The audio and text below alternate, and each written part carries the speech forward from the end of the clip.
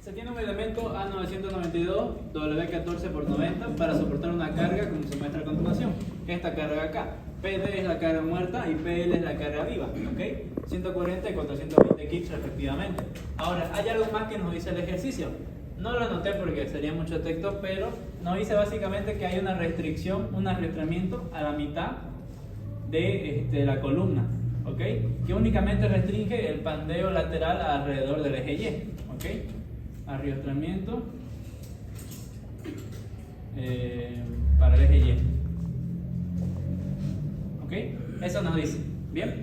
Entonces, tenemos una columna el cual tiene que soportar una cara muerta, una cara viva y además tiene un arrastramiento justo a la mitad de su longitud. Si no me equivoco es 30 y 15, no toda la longitud es 30, ¿ya? 30 pies y el arrastramiento está a la mitad, o sea, a 15 pies, ¿ok? Entonces eso es lo que tenemos. Bien, obviamente como hay cargas que son a compresión, porque si hacemos el análisis estructural de esto, lo único que vamos a tener como reacción es una reacción aquí en el apoyo inferior que va a ser igual a la sumatoria de estos dos, ¿no? Porque no hay nada más que sustentar. Entonces, básicamente es eso, ¿no? Entonces vamos a comenzar con el análisis de esta sección. Es una sección W de forma de I y están todos sus datos acá, ¿no? Para la tabla, ¿esa cuál es? AISC, ¿no? La norma a la que siempre vamos a manejar es el AISC.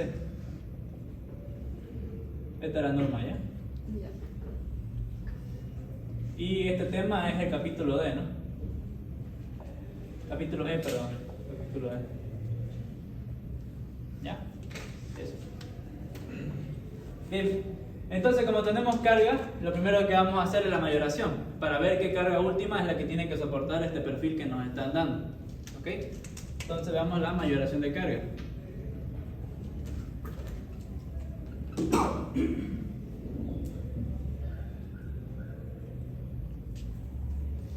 Únicamente tenemos carga muerta, carga viva, entonces sería la carga última va a ser igual a 1.2 de la carga muerta más 1.6 de la carga viva. Reemplazando tendríamos 1.2 de 140 más 1.6 de 420, ¿no? ¿Cuánto sale esto? Creo que sale 840, ¿no? Revisa.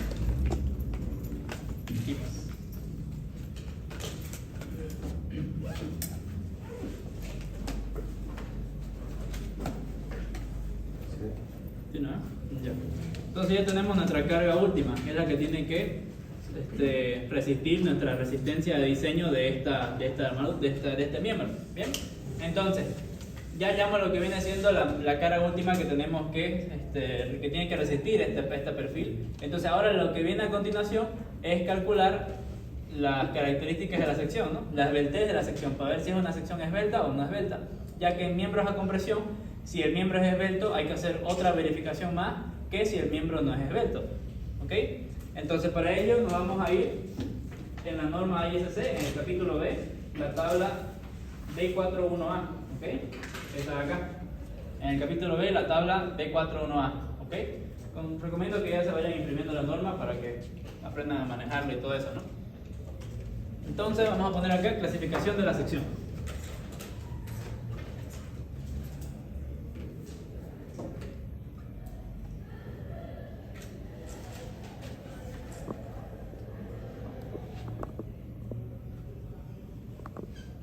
Entonces, recordando un poquito lo que vimos ayer, cuando hablamos de elementos sometidos a compresión, lo que vamos a tener es que estos elementos pueden fallar por los distintos métodos, por distintas formas, ¿no? Los elementos a compresión pueden fallar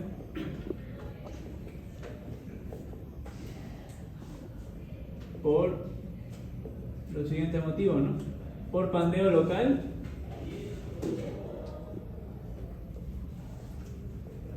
pandeo friccionante,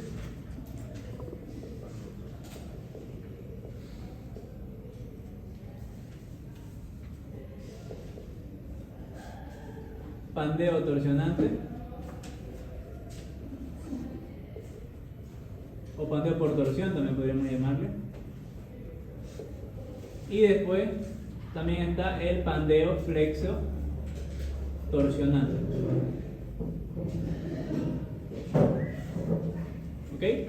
Entonces, cuando estamos hablando de columnas o miembros sometidos a compresión axial, solamente compresión axial, únicamente vamos a tener estos 4 tipos de fallas: pandeo local, flexionante, torsionante, pandeo flexo, torsionante. Los últimos 3 es el pandeo que puede suceder en toda la viga, en toda la columna, ¿no? En todo el miembro.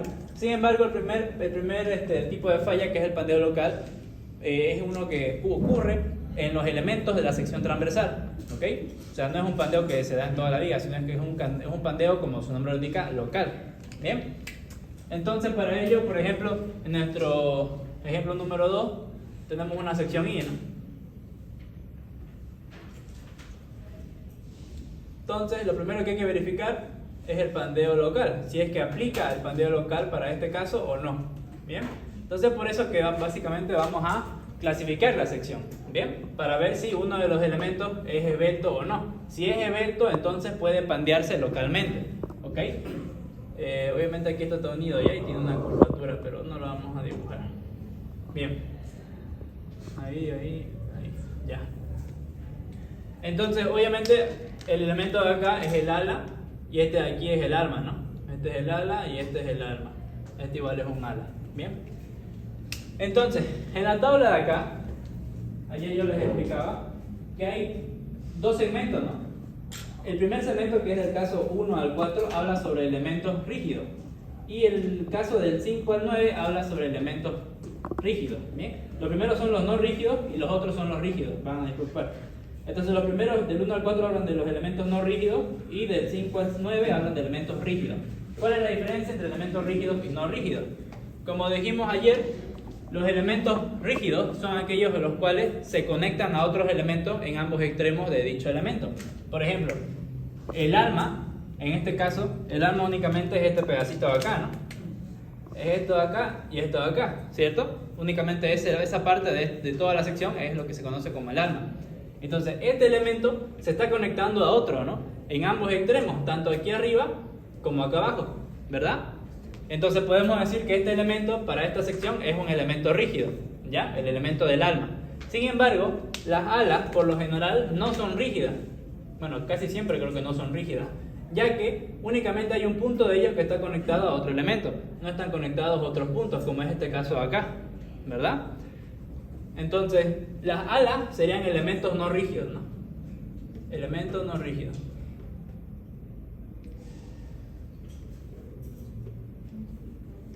No rígido. Y el ala sería un elemento rígido. Entonces, así es como nos está dividiendo esta tabla los elementos no rígidos de los rígidos, ¿no? Y a la parte de la derecha hay ejemplos de la sección. Por ejemplo, para una sección T como se ve acá,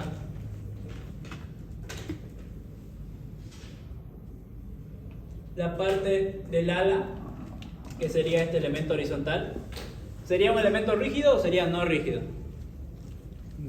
No rígido, ¿no? Exacto. Y el elemento del alma, esta parte de acá, igual, ¿no? Sería no rígido. Entonces, si nos fijamos acá en la tabla, la sección T únicamente está en la parte que habla sobre los elementos no rígidos, ¿no? Solamente aquí, en el caso 4, se presentan las secciones T. Después del 5 al 9 no vamos a pillar ni una sección T, porque la sección T no tiene elementos rígidos. Entonces, me van entendiendo, ¿no? ¿Por qué parte voy? Así es como se define qué elementos de una sección son rígidos y cuáles no. Igual de todos modos lo tenemos acá en la tabla, ¿no? Tampoco hay mucho que cranear. Entonces, lo primero que vamos a hacer es analizar qué elementos tenemos acá. En este caso tenemos alas y almas. Entonces, en función de eso vamos a determinar la clasificación de la sección. Bien, entonces esta sección es técnicamente la misma que vimos en el ejercicio de ayer, ¿no? Entonces obviamente va a ser una esbelta, pero vamos a hacer la clasificación de todas maneras. En este caso aplicaría el caso 1 de los elementos no rígidos para hallar la esbeltez de las alas, de estos pedazos de acá, ¿ok? Vemos que el caso 2 igual habla sobre secciones T, pero habla sobre secciones armadas, o sea, laminadas en frío. ¿Bien? No habla sobre secciones hot rolled, que son las laminadas en caliente. En este caso, ¿cómo sabemos que esto es laminado en caliente? Porque aquí no se presentan las uniones, ¿no? Directamente están estas uniones soldadas que se laminan en caliente, todo en conjunto. ¿Bien? Entonces, por eso que aquí aplica simplemente el caso 1. Entonces, vamos a clasificar el ala.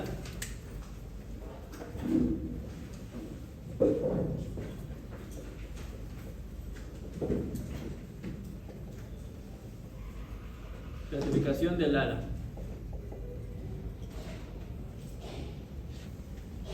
Entonces tenemos que verificar dos cosas, ¿no? La relación entre el espesor y la longitud, que vamos a llamarle lambda f, y la relación límite entre el espesor y la longitud, que vamos a llamarla lambda r. ¿Bien?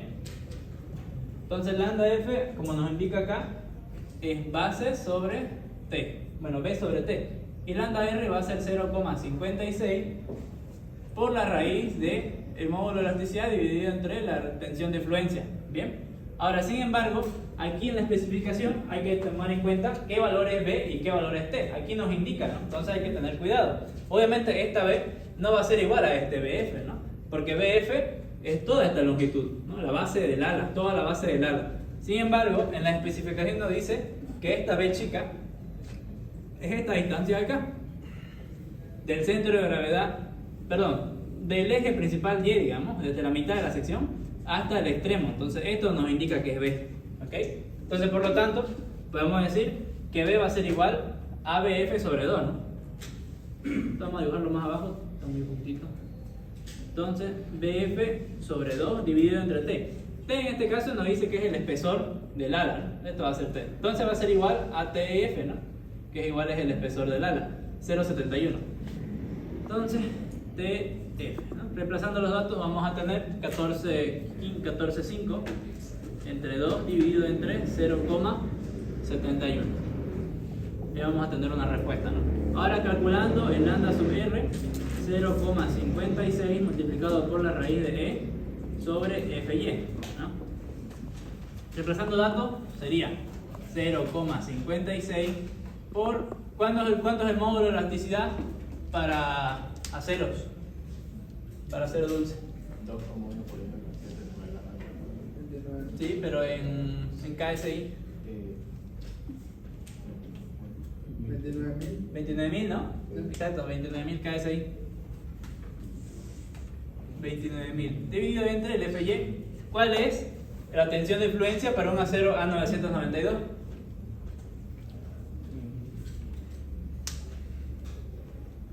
¿Está acuerdo? Es grado 50, ¿no?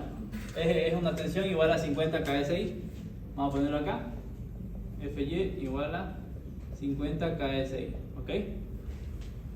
Entonces aquí va a ser 50.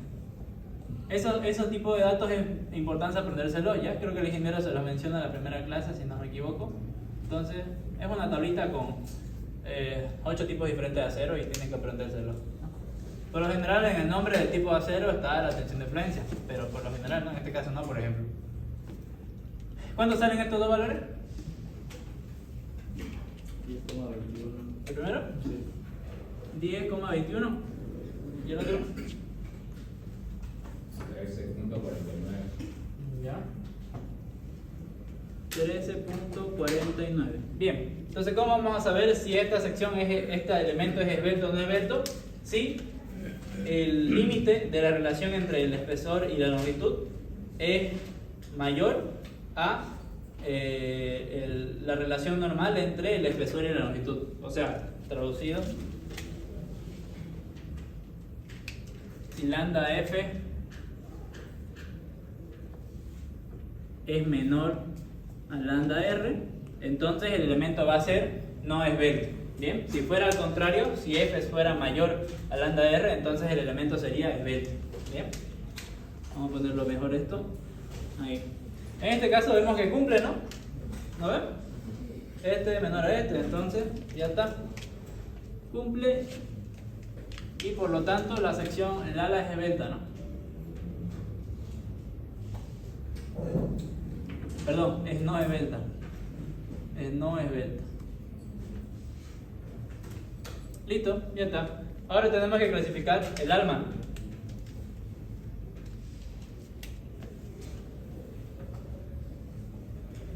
Clasificación del alma. Bien, vámonos igual a la tabla B41 y en este caso tendríamos que usar el caso 5, ¿no? Porque es el que nos habla para almas de secciones W, ya sea laminadas en caliente o conformadas en frío. Bueno, nos dice que lambda F va a ser igual a H sobre TW.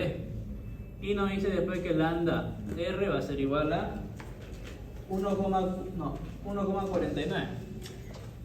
1,49 por la raíz de lo mismo de hace rato, ¿no? E sobre FY. Bien, eso nos dice. Sin embargo, esta altura H que nos indica acá no es todo este canto que se llama como D, ¿ok? Esto es D. La altura H que nos indica acá, pueden ver aquí en el dibujito, es de donde termina la curvatura de la unión entre el alma y el ala hasta el otro extremo, ¿no? Igual, donde empieza la curvatura de la unión entre el alma y el ala.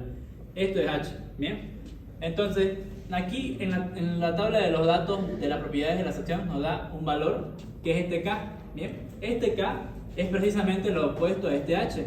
Es la longitud que hay entre donde comienza la curvatura entre la unión del alma y el ala hasta la parte externa, la parte superior de la sección, ¿no? Esto es K.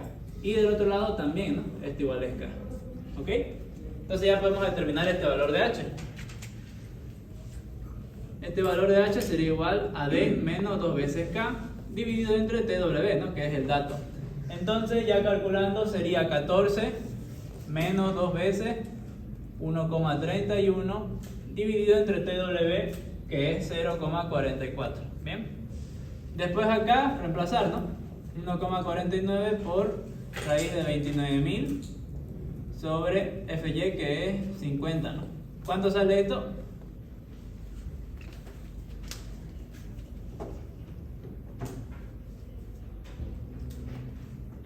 25.86 el primero. Ya. 25.86. ¿Y el segundo?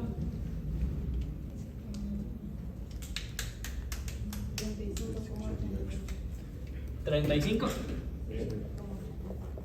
88. Bien, listo. Después para verificar es lo mismo condición acá, ¿no? HF, si HF, bueno no es H, no, lambda F es menor a lambda R, entonces el elemento es no esbelto. Bien. Vemos que cumple en este caso, ¿cierto? Cumple, entonces el alma es no esbelta.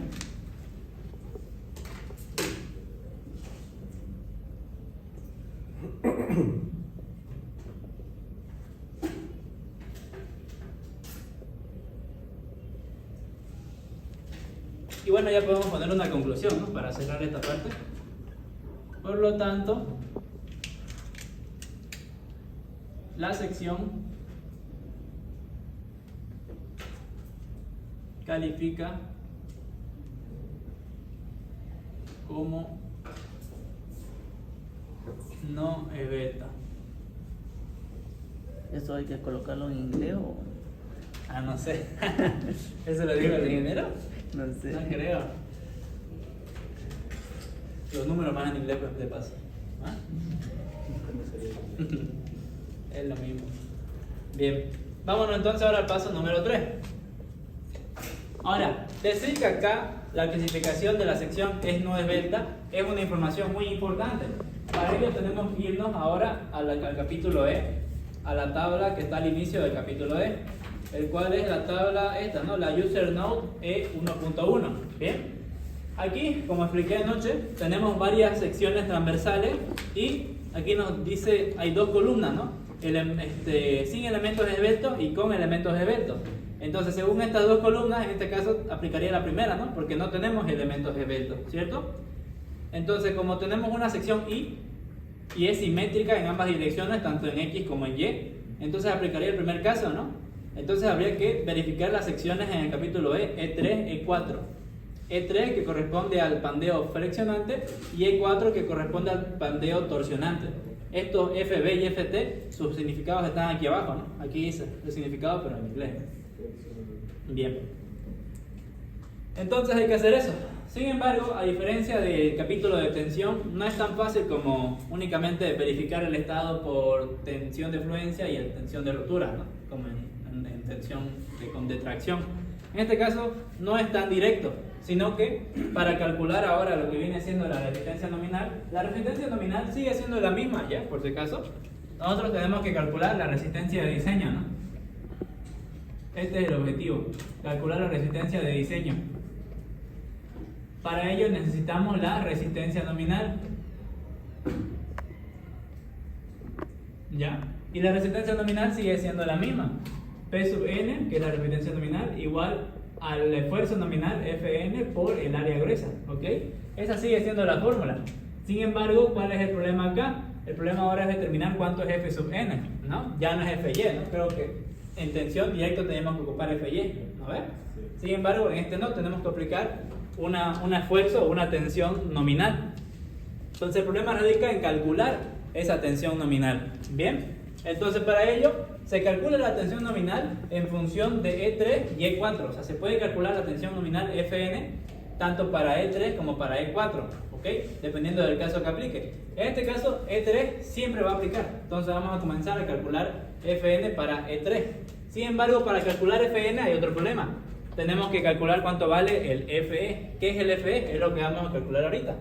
Entonces aquí vamos a poner cálculo de Fe. ¿Qué es Fe?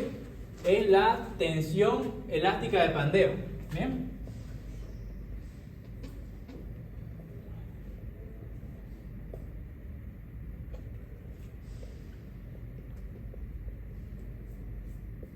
Listo.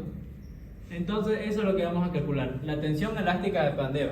Si nos fijamos en la norma, en la sección E3 nos dice, ¿no?, cómo hay que calcular el Fn. Acá en la parte de abajo de la sección E3 nos indica cómo hay que calcular Fn. Sin embargo, para calcular Fn se necesita Fe, ¿no? Y en la parte de atrás nos indica cómo calcular el Fe, que aquí nos dice el significado. Es la tensión de pandeo elástico, la tensión elástica de pandeo. Bien. Y no dice cómo calcularla, nos lo da aquí de manera general.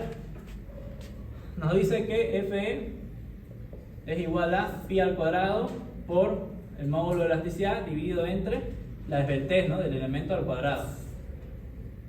Ahí está, ¿no? Supongo que esta fórmula la han deducido con el ingeniero el jueves, ¿no? Es la fórmula de Euler para el pandeo elástico. ¿Sí, no? Solamente que en inglés. La matemática sigue siendo la misma. Bien, entonces ahora aquí viene algo muy importante. Aquí dice LC. LC se nos especifica en la sección E.2 del capítulo E, que es la longitud efectiva. Bien, la longitud efectiva al pandeo. Ahora, ¿cómo se determina esa longitud efectiva al pandeo? Vamos a ver cómo se lo hace aquí en esta parte de la izquierda. ¿Ya? En este caso, en resistencia de los materiales 2, nosotros calculábamos la longitud efectiva con esta fórmula, ¿no? LC es igual a K por la longitud no arriostrada, ¿verdad? Donde K recibía cierto, es un factor de pandeo, el K, donde recibía ciertos valores, ¿no? 1, 2, 0,5, 0,7, ¿no? 0,7 algo creo que era. En función si es que el elemento está apoyado, empotrado, apoyado, empotrado libre, ¿cierto? Sin embargo, en la vida real, en la práctica, muy pocas veces se ocupan esos factores tabulados, ¿no? Antes se ocupaba, pero ahora ya no, porque si se ocupa un factor de pandeo muy alto, supone que la construcción de ese elemento va a ser más cara. Bien, pero si suponemos un factor de pandeo más bajo, hay menos seguridad, ¿no? Entonces los programas hoy en día lo que hacen es calcular mediante el análisis directo o mediante un análisis de pandeo, ¿okay? Análisis no lineal de pandeo creo que se llama. Bien, es un proceso muy largo. Sin embargo, el texto también recomienda que se pueda usar el análisis directo, el método de los análisis directos, que básicamente nos dice que K va a ser igual a 1, ¿no?, para evitar ese problema. No va a haber una minoración de la longitud ni una mayoración. Bien, entonces lo único que tenemos que tener presente ahora es cuál es la longitud no arriostrada del elemento. Entonces, para este caso voy a dibujar la sección I de manera 3D, ¿no? Ahí, un poco más bonito, y después hacia abajo.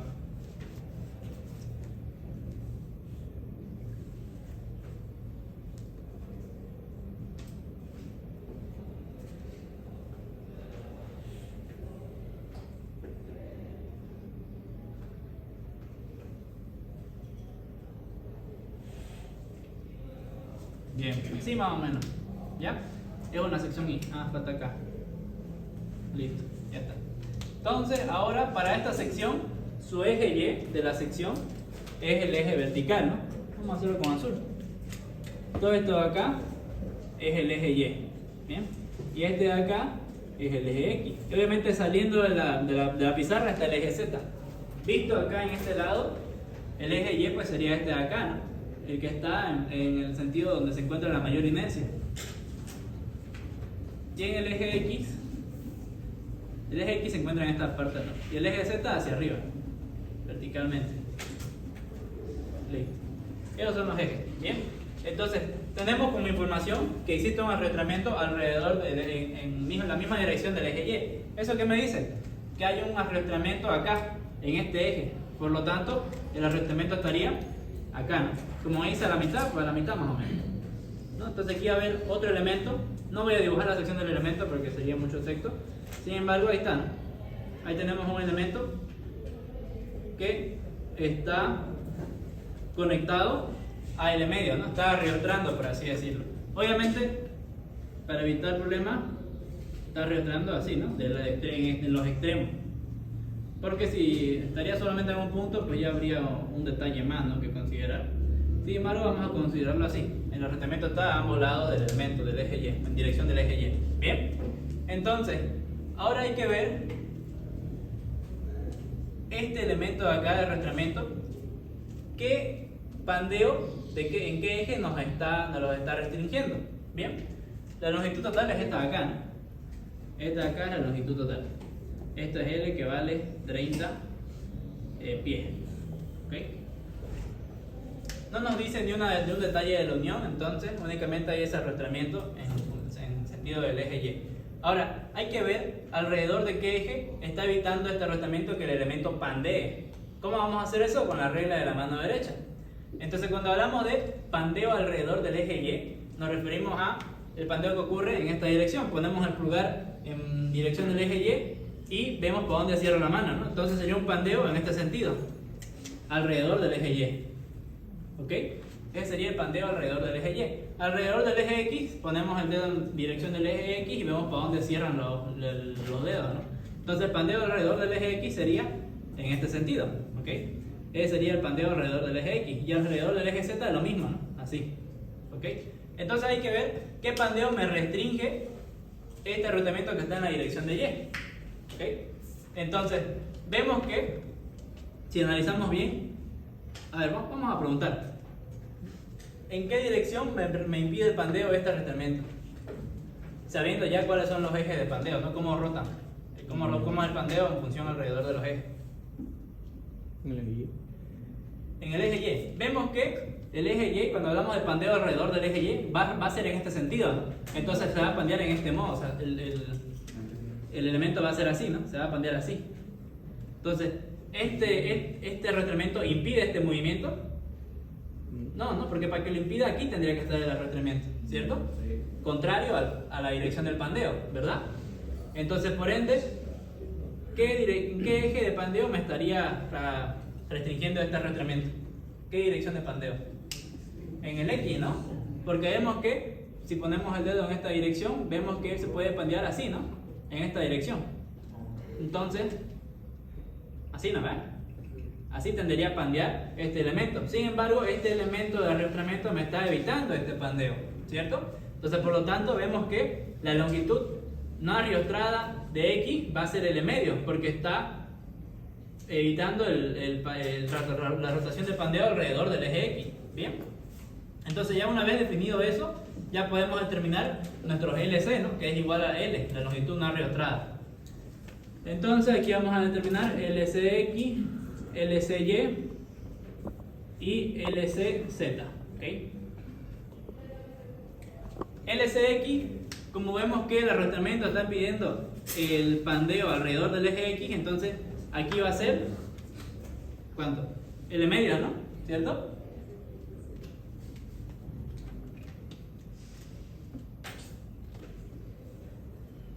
Y como ya no hay nada de arrastramiento alrededor del eje Y y Z, va a ser igual a L, ¿no? Se mantiene, igual a L, ¿ok? ¿Siguen hasta ahí? ¿Todo bien? Ok. En el anterior ejercicio que hicimos, no había restricción de esto. ¿cierto? Entonces todo era igual a L, LC, LY y LZ era igual a L, ¿no ves? Sin embargo, ahora en este caso vemos esto, ¿no? Bien. Entonces una vez hemos definido esto, ya podemos pasar a calcular lo que viene siendo la tensión elástica de pandeo. Que tenemos que hacerlo para los dos ejes, ¿no? Esta es la fórmula y esto hay que hacerlo, pero para el eje X y para el eje Y. Bien, entonces aquí va a ser pi al cuadrado por E dividido entre LCX sobre RX al cuadrado, ¿no? Pi al cuadrado por E dividido entre LCY sobre RY. Aquí la X ya no se escribe más. Al cuadrado. Listo. Habría que reemplazar, ¿no? Reemplazarlo. Vemos que la longitud nos la está dando en pies, ¿no? Y el módulo de elasticidad, ¿en qué lo tenemos? En pulgadas, ¿cierto? Entonces hay que transformar la longitud total a pulgadas, ¿no ves? Multiplicado por 12, ¿no? Un pie es igual a 12 pulgadas. Entonces esto multiplicado por 12, ¿cuánto nos da? ¿360? Sí, ¿no? 360 pulgadas. Entonces hay que ver cuánto vale esto. 360, 360. Y aquí sería la mitad, ¿no? 180. Listo, ya está. Y habría que reemplazar los datos acá. Pi por 29.000 sobre LCX, que vale 180, sobre RX, que es dato, el radio de giro en X, que es 6,14, y esto al cuadrado. Después pi al cuadrado por 29.000 sobre LCY, que es 360, sobre RY, que en este caso es 370, ¿no? Y esto al cuadrado. ¿Cuánto vale estos dos valores? 333,03. Y acá abajo.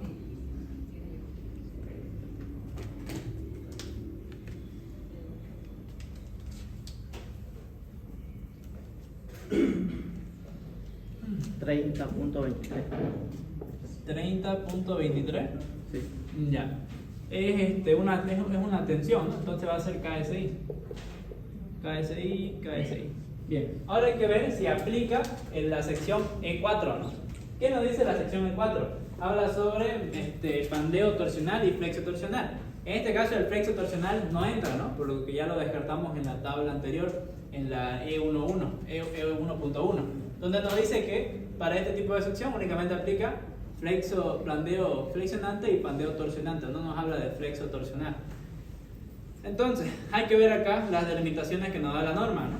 E4 aplica para secciones simétricas en una sola dirección, o sea, un eje, no simétricas, doblemente simétricas, secciones armadas, y cuando la longitud no arreostrada torsional exceda la longitud no arreostrada lateral.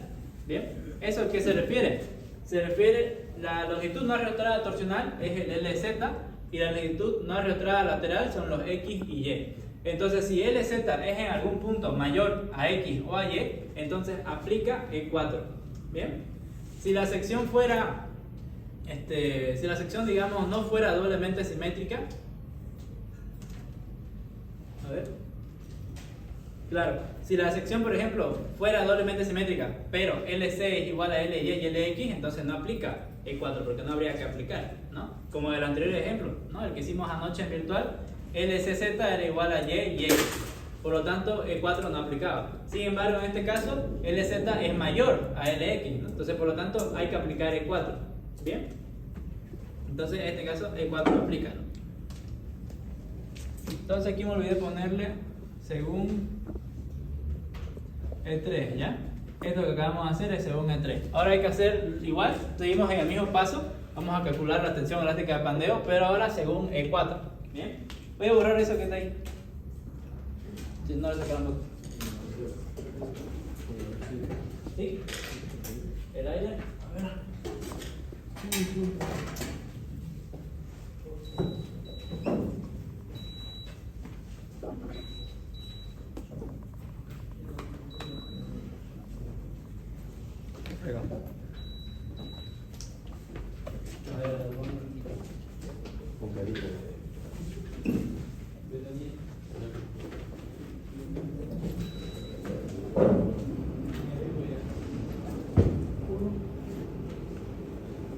Entonces, seguimos en el paso 3, pero ahora según E4.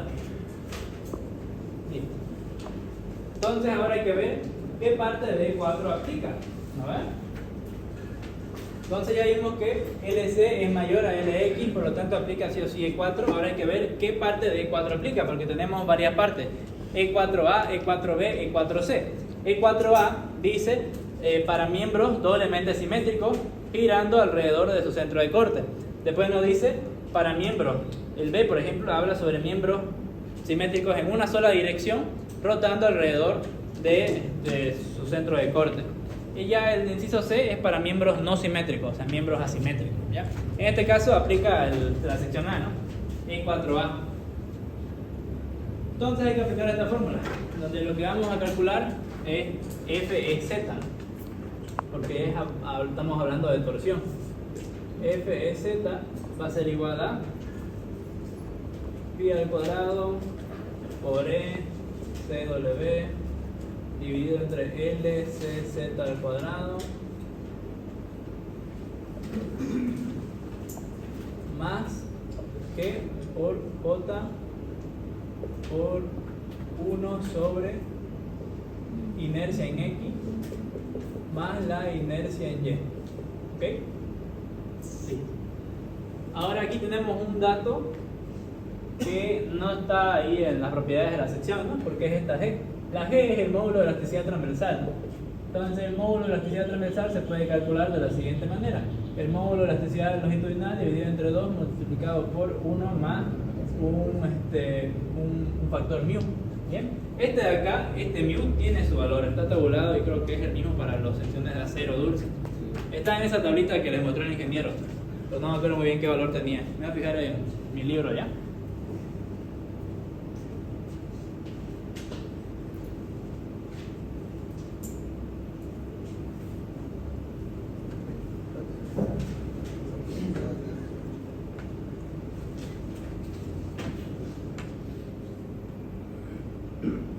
Bueno, en este caso está ahí el dato, 11.200 de allá. G es igual a 11.200 KSI. ¿Bien? En caso de que no los dé, hay que ver cuánto es este factor mu y calcularlo con esa fórmula de ahí, ¿ya? Pero para este caso aquí está el dato, 11.200 es el módulo de elasticidad transversal para el acero dulce. Entonces ya tenemos todo, ¿no? Únicamente hay que reemplazar, ¿no? Sería igual a pi al cuadrado por 29.000, que es el módulo de elasticidad longitudinal, por CW, que es un dato de la propiedad de la sección, una propiedad de la sección que es 16.000, ¿no? Entonces por 16.000, todo esto dividido entre la longitud no arrastrada en z al cuadrado, que sería 360 al cuadrado, ¿no? 360 al cuadrado. Perdón, todavía no cerramos, sino que sumamos G, que ya pusimos ahí cuánto vale, 11.200, multiplicado por J, que es una propiedad de la sección también, 4,06. 4,06, cerramos paréntesis y esto multiplicado por 1 sobre la sumatoria de las inercias en X y en Y. 999, vamos por orden, más 362, ¿no? ¿Cierto? Listo. Entonces ya está, ¿no? Únicamente habría que tener cuidado a la hora de poner estos datos en la calculadora. Y ahí tendríamos FEZ. ¿Cuánto sale este valor?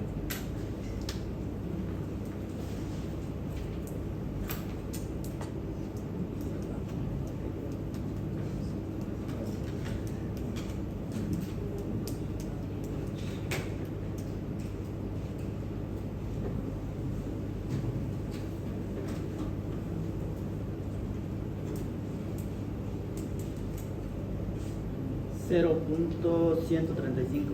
¿Sí, verdad? A ver si otro saca algo. Creo que es un valor muy pequeño. Sí. La verdad. ¿Cuál? 29.000 por 16.000.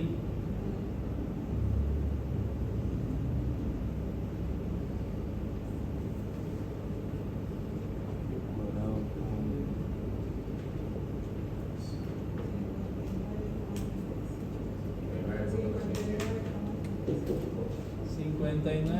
59,37.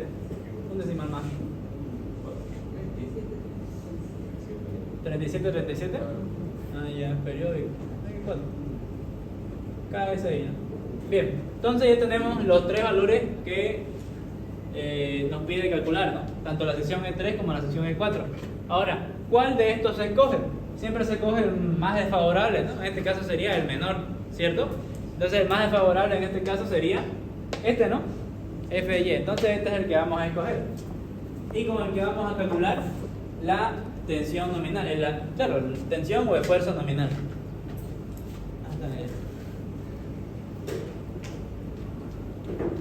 Entonces este es el que vamos a escoger.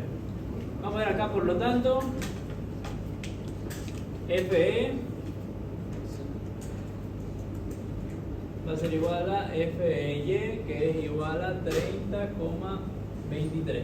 Bien, ahora sí podemos ir al siguiente punto. 4. Cálculo de FN, ¿no? Que es el esfuerzo nominal o tensión nominal, ¿no? También.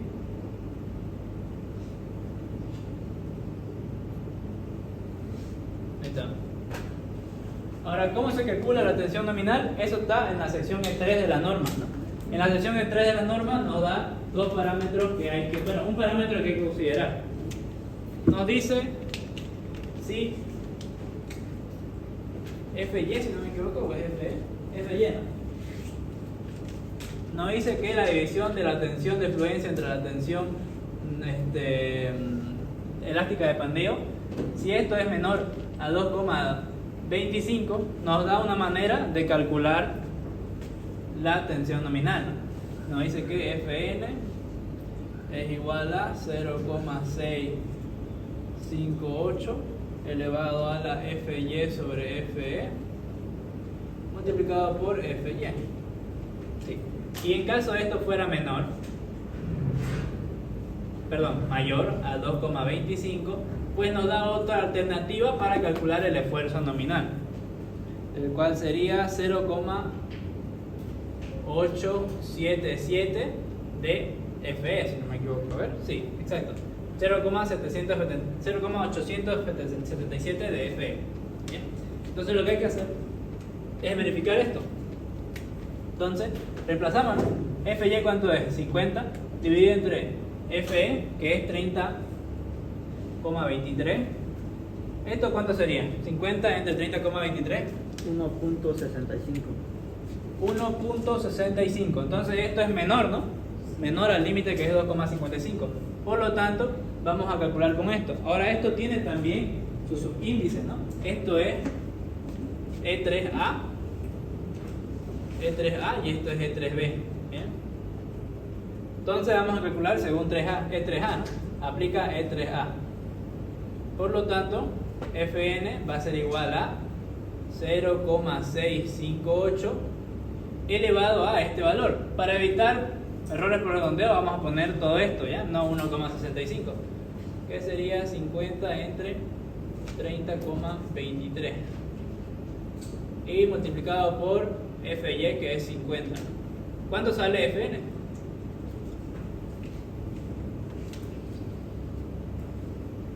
Esto está elevado, ¿ya? Por si acaso es un exponente toda esa fracción.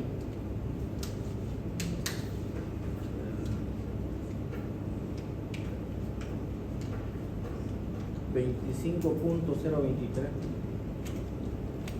Entonces Fn es igual a 25.023 KSI, ¿no? Listo. Entonces sería Fn, la tensión nominal. Y ya con eso podemos pasar a calcular la resistencia nominal, ¿no? De la sección. Entonces paso 5, cálculo de la P sub n, que es la resistencia nominal.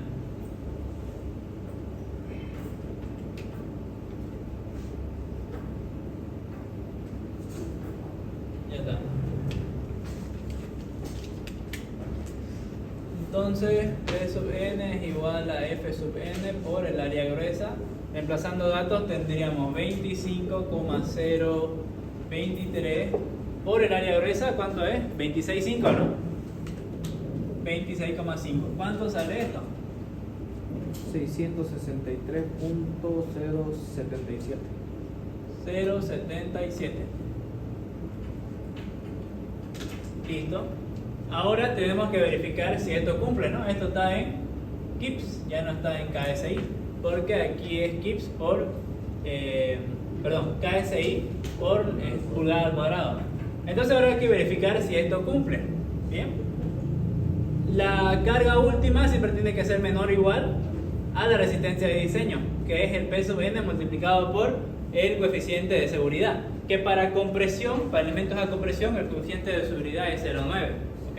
Para, obviamente, estructuras de metal, ¿no? Para estructuras de hormigón es otra cosa, pero para estructuras metálicas es 0,9. Entonces, 0,9 por 663,077. ¿En cuánto vale esto? ¿Cuánto va a dar? ¿500 o 600 algo? 596. 596,77 kips, ¿no? Entonces hay que verificar si cumple, ¿no? Si no cumple es porque el elemento seleccionado no resiste, ¿no?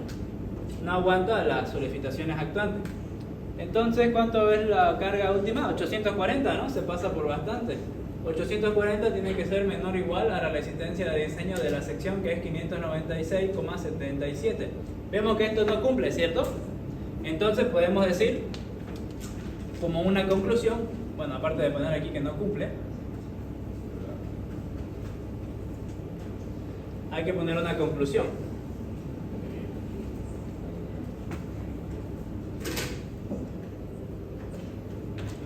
Listo. Entonces, la conclusión vamos a poner lo siguiente.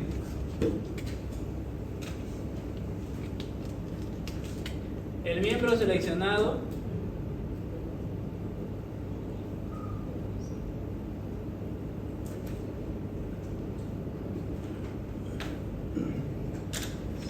gobernado por el pandeo lateral alrededor del eje Y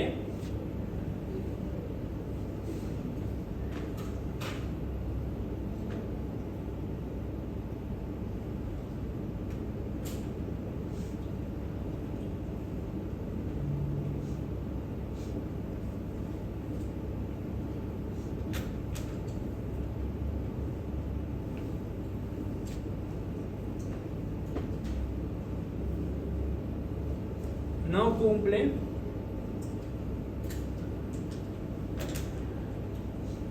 con la máxima solicitación.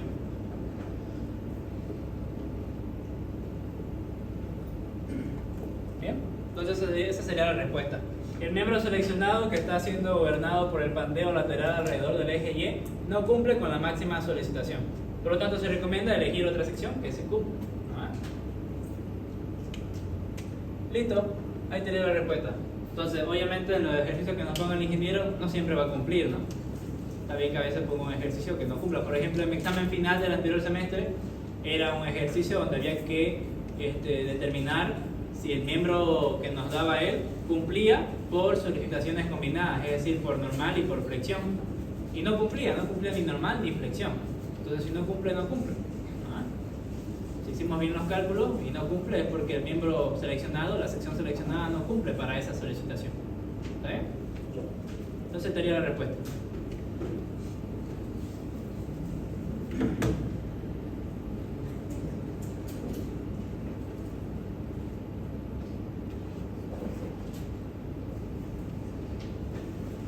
¿Tienen alguna duda, alguna consulta? ¿Todo claro? Sí. Ahora hay otro ejercicio más, ya no nos da tiempo de hacer porque solo nos quedan 15 minutos creo, pero lo voy a explicar, ¿ok? Es lo mismo, solamente que no tiene arrastramiento y es una sección C, ya no es una sección W. ¿Bien? Entonces E3 va a aplicar sí o sí, pero E4 hay que ver si aplica o no aplica. ¿Bien? No saquen la foto y después lo borro. Alrededor del eje Y por el pandeo flexionante, ¿no? Para agregar algo más, porque va a fallar por pandeo flexionante antes que por los otros dos. ¿Está bien? Voy a borrar. Únicamente necesito borrar esta parte de acá ya.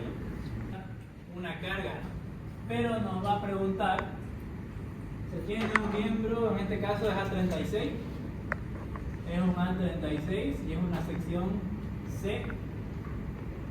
Sección C, 15 por... no, por cuánto era.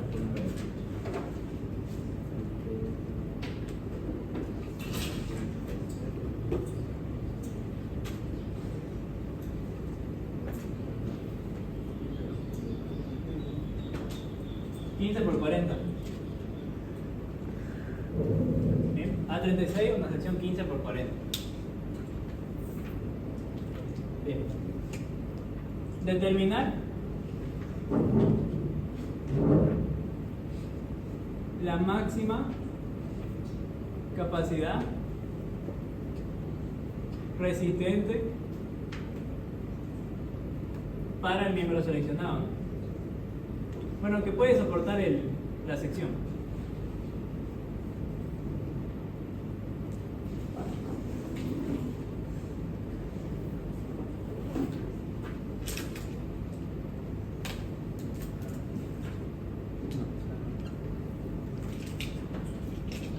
Entonces no nos da la carga, no nos da carga muerta, carga viva, no nos da la carga última. Entonces hay que definir cuál va a ser el límite de esa carga. Y si ustedes analizamos acá en esta parte, si nosotros analizamos en el anterior ejercicio, si no nos daba las cargas, no importa, ¿no? Igual podemos hacer el ejercicio y al final nos iba a salir que la tensión máxima que iba a soportar ese miembro iba a ser 596, ¿no? Esa sería la tensión, la carga máxima que puede soportar el miembro, la sección seleccionada, ¿ok? Entonces básicamente lo mismo nos está diciendo acá. No tenemos la carga, no la necesitamos para saber cuál va a ser la máxima carga resistente que puede soportar la sección. Y bueno, esta es una sección C, ¿no? En este caso, una sección así. Sí, más o menos. ¿Ya? Tiene aquí no es aquí recto, ¿no? Tiene esta curvatura y esta inclinación. ¿Okay? Ahora, a la hora de clasificar la sección, le va a salir que no es delta. A la hora de clasificar esto, por ejemplo,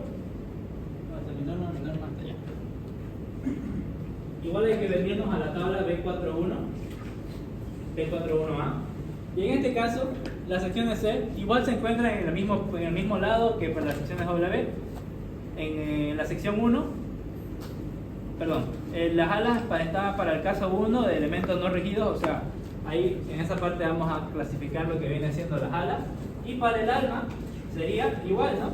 En el caso 5 de elementos rígidos.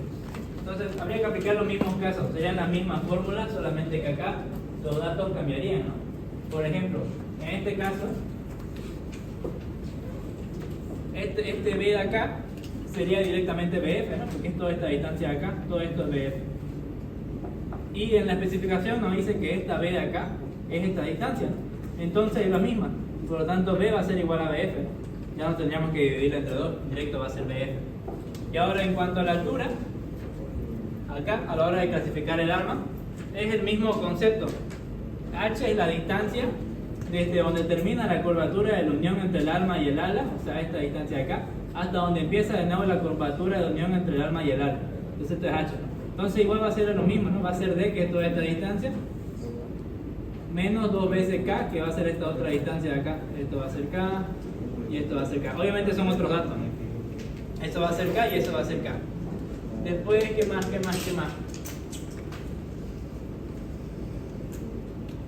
Le va a salir que es no evento. Va a aplicar, como es no evento, vamos a tener que venir ahora acá a la tabla E1.1 y ver qué caso aplica. Vemos que la sección C, este es para ya. Vemos que la sección de C es acá, ¿no? En la segunda fila. No está aquí en la primera. En la primera únicamente es lo que viene siendo secciones W. En la segunda fila ya tenemos secciones C, secciones W asimétricas. Y vemos que para elementos no esbeltos aplica el 3 y el 4. Solamente que en vez de pandeo flexional y pandeo torsional, aplica pandeo flexional y pandeo flexotorsional. O sea, ya no aplica únicamente pandeo por flexión, sino pandeo flexotorsional. Esa es la única diferencia. Después igual habría que aplicar el 3 y el 4. Sin embargo, ¿qué sucede acá? Acá, para este elemento, no tenemos arrastramiento. O sea que LX va a ser igual a LY y va a ser igual a LZ. ¿No? No hay arrastramiento. Sin embargo, es una sección que únicamente es simétrica en un sentido, ¿no? Vemos que simétricamente hablando no va a ser simétrico en Y, ¿no? Pero sí va a ser simétrico en X, ¿verdad? Entonces es un elemento, una sección de simetría simple. Por lo tanto, aplica E4. Bien, vemos que acá nos dice para, lo primero que dice, esta sección aplica para elementos que tienen simetría en un eje. Entonces hay que ver cuál de estos aplica, ¿no? Si E4A, E4B o E4C. E4A sabemos que es para elementos doblemente simétricos, entonces E4A no aplica. E4B, aquí sí, ¿no? Nos dice para elementos simétricos en una sola dirección, ¿no? En un solo eje. Entonces hay que aplicar esta fórmula de acá. Por lo tanto, esto de acá ya no sería, ¿no? Según E4 ya no tendríamos que ocupar esto de acá, sino que tendríamos que utilizar la fórmula E4B, ¿no? Que nos dice lo siguiente: FEZ va a ser igual a, entre paréntesis, FE. Ahora fíjense, aquí hay algo muy interesante. La norma nos especifica que esta fórmula es para cuando el eje simétrico está en el eje Y. Bien, sin embargo vemos que acá el eje simétrico está en X, ¿verdad? Entonces, ¿qué va a ser lo diferente? La fórmula está escrita así, miren. EY más FEZ dividido entre 2 veces H. Que este H, por si acaso, no es la altura, no es D, digamos. Este H no es D. Tiene su forma de calcular que está en la parte de atrás de la página. ¿Ya? Se lo voy a mandar hecho, ¿ya? Para que lo revisen de igual manera. De igual forma, no hay problema. 1 menos la raíz de 1 menos arriba 4 FEY por FEZ por H dividido entre FEY más FEZ al cuadrado. Y listo, eso sería. Bien. Ahora, ¿cuál es el problema acá? Que tenemos que calcular varias cositas. No sabemos cuánto vale H, ¿no? Pero si nos vamos aquí abajo nos dice, ¿no? H vale, aquí, ¿no? En la página de atrás dice que vale 1 menos X sub 0 al cuadrado más Y sub 0 al cuadrado sobre RO con un guión arriba al cuadrado. ¿Bien? Este término de aquí abajo también tiene su forma de cómo calcular y está aquí, ¿no?